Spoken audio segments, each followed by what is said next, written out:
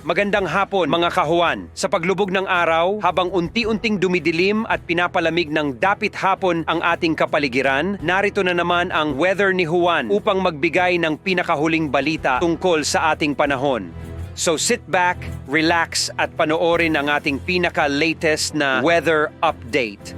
Patuloy po na nakakaapekto ang northeast monsoon or amihan dito po sa Northern Luzon, habang ang easterlies naman o yung hangin galing Pacific Ocean ay siya nagdadala ng mga pulupulong ulan at mas mainit na panahon over Southern Luzon, Visayas and Mindanao. Ngayong gabi hanggang bukas ng madaling araw, asahan po ang mahihinang pag-ulan dito sa Batanes and Babuyan Islands dulot po ng amihan, habang sa natitirang bahagi ng Cagayan Valley, Cordillera Region and Ilocos Region, bahagyang maulap hanggang maulap na kalangitan ng iiral, nasasamahan lamang po ng mga saglit na mga pag-ambon. At dito sa Northern Luzon, by tomorrow early morning, asahan pa rin ng malamig na temperatura. Dito naman po sa may Quezon Province, asahan yung mataas sa tsansa ng ulan ngayong gabi, gayon din sa paligid na lugar gaya ng Southern Aurora and Camarines Norte, dulot po ng easterlies. And over the rest of the country, kabilang po ang Metro Manila, overnight asahan yung bahagyang maulap hanggang maulap na kalangitan, nasasamahan lang ng mga saglit na pag-ulan at mga 1 to 2 hours ng mga thunderstorms, dulot din po ng easterlies. Magandang balita dahil hanggang sa mga unang araw po ng Disyembre, mababa ang tsansa na magkaroon tayo ng bagyo or low pressure area na papasok ng Philippine Area of Responsibility. Bukas po, Tuesday, November 28, asahan yung mataas sa tsansa ng ulan over Quezon at dito rin po sa Bicol Region, dulot ng pinagsamang epekto ng easterlies plus possible na shear line. Yung kalat-kalat na ulan and thunderstorms po maaaring magdulot ng mga pagbaha or pagguho ng lupa bukas sa inyong lugar. Sa ating mga kababayan naman po sa may Northern and Central Luzon, kabilang na rin ang Metro Manila at natitirang bahagi ng Calabarzon, asahan naman yung epekto ng northeast monsoon or amihan. Magdadala ito ng mahihinang ulan at minsan moderate rains dito po sa may Aurora, Cagayan Valley at ilang bahagi pa ng Cordillera Region, habang dito sa may western sides of Luzon, kabilang ang Metro Manila, bahagyang maulap at minsan maulap pa rin ang kalangitan, nasasamahan lamang po ng mga saglit na pag-uulan. Dito naman po sa may Mimaropa, asahan yung bahagyang maulap hanggang maulap pa rin na kalangitan at meron din pong chance ng mga localized thunderstorms or yung mga isolated rain showers, lalo na sa may Oriental Mindoro and Marinduque. Temperature for Metro Manila between 23 to 32 degrees Celsius bukas, habang sa Baguio between 16 to 25 degrees Celsius.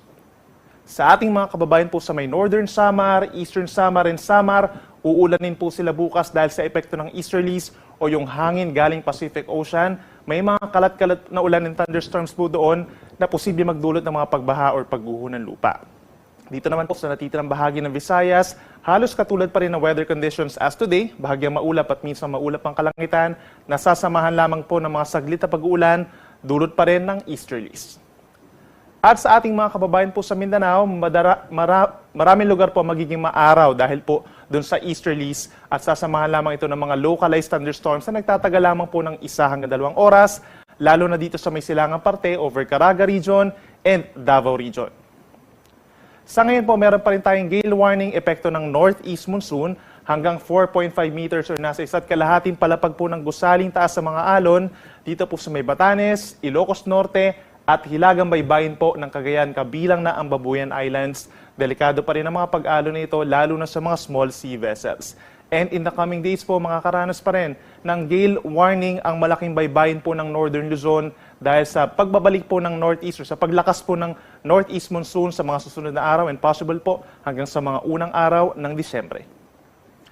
And over the next 3 days pa, asahan pa rin ang epekto ng easterlies over Southern Luzon, Visayas, and Mindanao. Nagpapaulan ito sa eastern sides of the country, habang dito naman sa may Northern Luzon, meron pa rin po tayong northeast monsoon na siya magdadala pa rin ng malamig na temperatura at may hina hanggang katamtamang pag-ulan. So dito sa Metro Manila, in the next 3 days, asahan pa rin ang bahagyang maulap na kalangitan in general at over Wednesday, mataas ang tsansa ng mga mahihinang ulan lamang. Thursday and Friday, mas mababa ang tsansa ng pag-ulan. Temperature, posible pa rin umabot sa 33 degrees Celsius and the minimum temperature could reach between 23 to 24 degrees Celsius. Sa ating mga kababayan po sa Baguio City, hanggang sa unang araw ng Disyembre, halos magkakatulad pa rin po na weather conditions, bahagyang maulap at minsang maaraw na umaga hanggang tanghali at hindi pa rin kainitan hanggang 25 degrees Celsius lamang. Then sa dakong hapon hanggang sa gabi, mataas ang tsansa ng may hinang ulan, lalo na sa Miyerkules. Sa ating mga kababayan po sa Bicol Region, asahan pa rin ang maulang panahon hanggang Wednesday. Epekto po yan ng easterly, so mag-ingat po sa mga posibleng pagbaha pa rin at magdala ng payong kung lalabas ng bahay. Sa ating mga kababayan sa Bicol, Thursday and Friday, nagpapakita naman si Haring Araw pero meron pa rin pong tsansa ng mga localized thunderstorms lalo na po sa hapon at gabi. Sa atong mga kaigsoona din na over Metro Cebu, asahan pa rin hanggang sa unang araw ng Disyembre, bahagyang maulap at minsang maulap na kalangitan na sinasamahan lamang po ng mga saglit na pag-uulan. Wala po itong kinalaman sa anumang bagyo or low pressure area dahil po ito sa easterlies. At panghuli sa atong mga kaigsoona din na over Metro Davao, generally bahagyang maulap hanggang maulap ang kalangitan, mainit sa tanghali at possible yung mga localized thunderstorms. Mas madalas ang mga pag-ulan sa eastern side such as Davao Oriental, Surigao del Sur, and Davao de Oro. Ang araw ay lulubog pa rin 5:24 ng hapon mamaya at muling sisikat bukas 6:03 ng umaga. Mga kahuwan, dito po nagtatapos ang ating huling update tungkol sa panahon para sa araw na ito. Naway nakatulong sa inyo ang ating weather updates. Para sa inyong pang-araw-araw na update, trivia at kaunting dagdag kaalaman tungkol sa panahon at klima ng ating bansa, siguraduhing pindutin ang subscribe button. At huwag kalimutang i-click ang notification bell para siguradong makakatanggap ka ng notification update sa tuwing may bagong palabas na video ang Weather ni Juan. Abangan ang susunod na Weather ni Juan update bukas po ng umaga. Ingat palagi at maraming salamat mga kahuwan.